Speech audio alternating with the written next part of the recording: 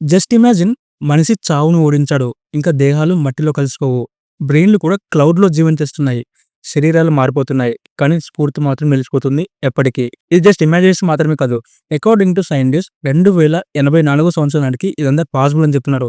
ఏంటి నిజంగానే మనము చావును జయించగలమా? మరణాన్ని ఓడించగలమా? అని చెప్పేసి ఈరోజు వీడియోలో డిస్కస్ చేద్దాము. జనరల్‌గా మరణాన్ని ఓడించడం దానికంటే ముందు ఒకసారి మనము మరణం అంటే ఏంటి? అంటే అసలు చనిపోవడం అంటే ఏంటో ఒకసారి చూద్దాము. మన శరీరం ఒక యంత్రంలా పనిచేస్తూ ఉంటది. ఆ యంత్రాల్లో కోట్ల కణాలైతే పనిచేస్తూ ఉంటాయి. కానీ ప్రతి కణానికి ఒక డెడ్‌లైన్ అయితే ఉంటుంది. ఇవి మెల్లగా అలసిపోతాయి, ఫెయిల్ అవుతాయి అండ్ చనిపోతాయి. ఈ కణాల యొక్క ఏజింగ్ ప్రాసెస్‌ని సైంటిస్టులు డీకోడ్ చేయడం అయితే మొదలుపెట్టారు.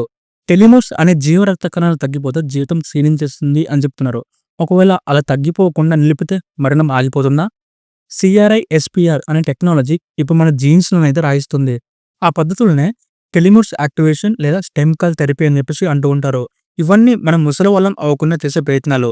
బ్రెయిన్‌ని ఎంటర్ మ్యాప్ చేసి ఒక డిజిటల్ రూపంలో ఉంచుతారు. అండ్ అలా ఉంచాలన్న లక్ష్యం మీదే గూగుల్, డీప్ మైండ్, న్యూరలింక్ లాంటి కంపెనీలైతే పనిచేస్తున్నాయి. మీ మెదడు, మీ జ్ఞాపకాలు, మీ ఆత్మ ఒక న్యూ బాడీలోకి ట్రాన్స్‌ఫర్ అయితే మీరు మరణించకుండానే మరోసారి పుడతారు.